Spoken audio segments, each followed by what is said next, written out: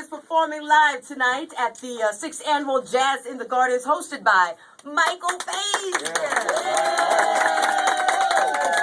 I know you're excited, and I know you got to get out of here and run, but there's some, our listeners want to ask you some questions. So, you know, I didn't want them to leave without them getting some questions in.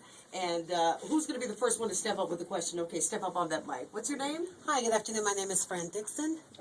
Hi, Charlie. How are you? I'm good. I love your music. Thank you so much. You're welcome. Fran, where are you from? I'm from Miami Gardens. Okay, what's your question? Okay, I know you're from the Gap Band originally. Yes. Correct? Okay, just want to know how long you've been solo.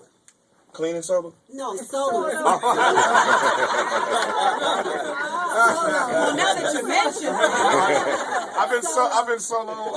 Actually, I started in 2000. Actually, my first record came in 2000. Yes. I just want to say I love your music. My first hit record, the first #1 record I had was called "Without You," and that was in 2000. And the next one came in 2004, which was Charlie last name Wilson, and then of course Magic, and then There Goes My Baby. I mean Charlie last name Wilson, and then Magic, then There Goes My Baby, and then Now You Are. Okay. Well, how long were you All with the #1. Gap Band? How long I was with the Gap Band? Oh, shucks. Let's see. Many years, you know, my brothers and I. We started in the 70s and trying to get started. And Now, you were asking, no, she was asking, you know, we were trying to be funny, but I was like, yeah, how long have you been sober? Because I know you went through a rough moment, and you're not shy to even try to deny it. You said you were homeless and you had a problem with addiction. Alcohol and cocaine addiction, and I'm sober 17 years. Wow. Yeah. But I mean, you know, without relapse, no turnarounds, and just one day at a time. And I mean, if you're going through something, you know, you need a support system around you. I know when I was getting high and smoking, you know, pipe and stuff, I hated it. I hated it, you know, but I didn't want to stop. But I hated it. I hated myself, what I looked like, and it robbed me of everything, of a career, a lifestyle, my church upbringing. Just my father's a minister. My mother was the state minister of music, Oklahoma Northwest. She, you know, played the piano and started all the choirs, and it just robbed me of everything. And I just kept praying and asked God, you know, if He be the same God my father been preaching to, just not to let the devil kill me out here before I can get back to do what I wanted to do. And so with those prayers going with myself and fighting the demons I was fighting, it was rough. But you know, nevertheless, you know, here I am. You know, a lot of people that I got high with, a lot of them are dead. A lot of entertainers that are dead that I got high with in the same rooms. They just didn't want to stop. I looked to the left and looked to the right, and I saw everybody on the curve. I said, it's way too many folk on the curve for me. I got to get up off this curve, you know. Now, you met your beautiful wife, and you thank her a lot. You give her credit for a lot. Oh, yeah. I mean, you know, she was the woman that stood by me. She's the woman when I first got myself together. When she was the one who helped me from the very first start. Made sure I had a place to lay my head and food to eat and all of this, and then I can't do this, man, by myself. And she was like, "What are you looking at me for?" What's your name? Shaton Harris. Okay, get closer to the mic. I'm gonna tell you why I'm looking at you. And you are from what city? I'm gonna show you why I'm looking at you. From Miami, yes. Okay, now what's your question for Charlie? Your music is so heartfelt and so wonderful. What is your inspiration? Because all of your music is just good. Well, I try real hard.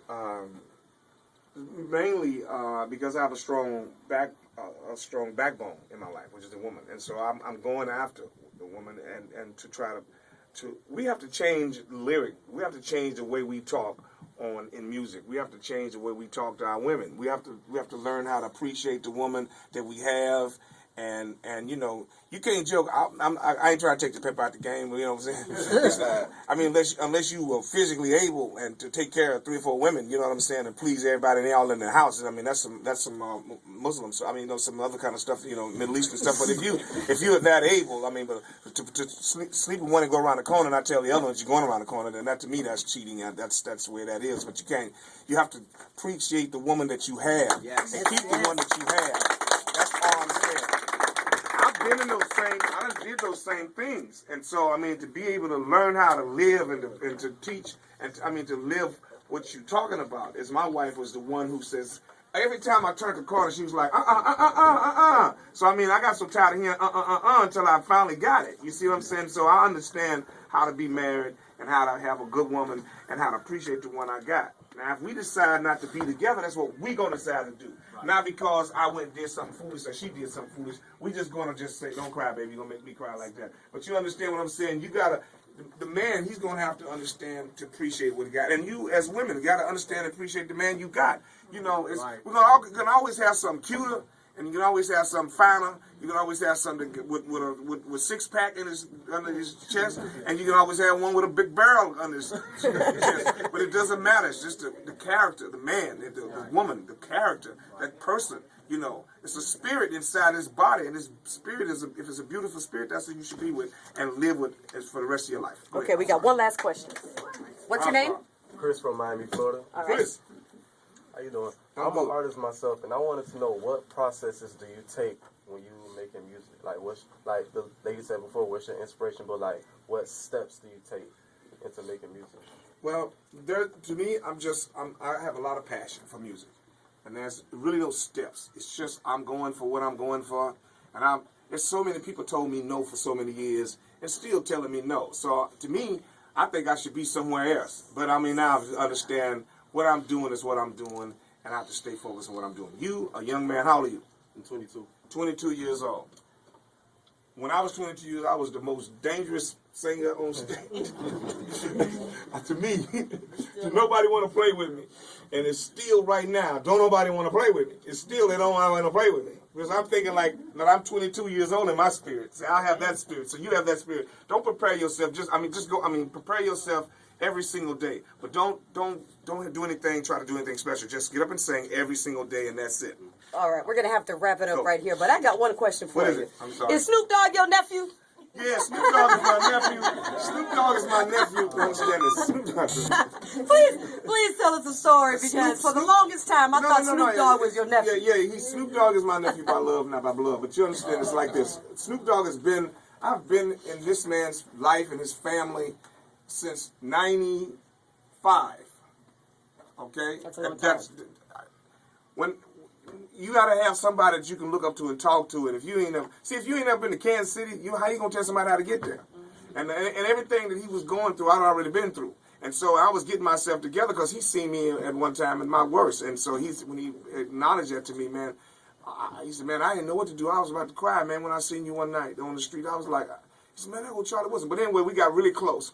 And I was sober in about a year. And he was like, man, would you come and sing with me? So I started singing with him. And then from then, I did, 6, 7 albums. But from that moment, being in his home, being around his children, and I have to talk to him every single day like a father, like an uncle, somebody to understand where he's at that moment. You see what I'm saying? I'm an entertainer, and being recovering at the same time. It's very hard, So I just told him one day, I put him in the kitchen, I was like, you know what? You got to quit smoking. I'm not coming around here. And so he's like, really? For real? You serious? I was like, you got to quit smoking. You got a wife and you got children. And he went at it. About a year and a half, he cut it out. But I mean, you know what I'm saying? Think about it. Snoop Dogg quit because I asked him to quit. So I'm asking you, right now, I know you probably got a pipe in your mouth. You probably snorting some cocaine, or you probably drinking some alcohol. You really don't want to drink, or listen, you can quit this. You can beat this. All you have to do is just take this thing one day at a time. Them demons are strong, but if you put something greater than yourself inside you, which is God, you got to hold on to your unchanging love. His unchanging love. You have to go for it and live it, and breathe it every single day. He will not let you down. He is not going to give you a fortress and take it from you. That's some other that's some demonic stuff. You know what I'm saying? That's the other side will give you I'll give you everything, and then snatch it down. You stand up there. But you put all your trust and all your love in God. Trust me, you can beat any demon. Amen. I'm a living witness. Amen.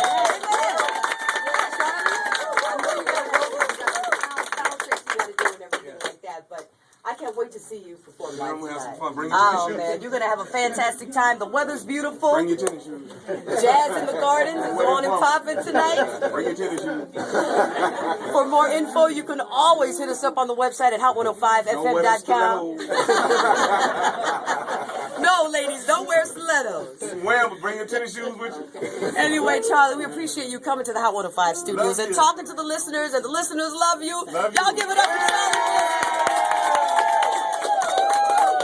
We'll see you tonight at the 6th Annual Jazz in the Gardens, Charlie. Love you. Love you, ladies. Ciao. Ladies, everybody.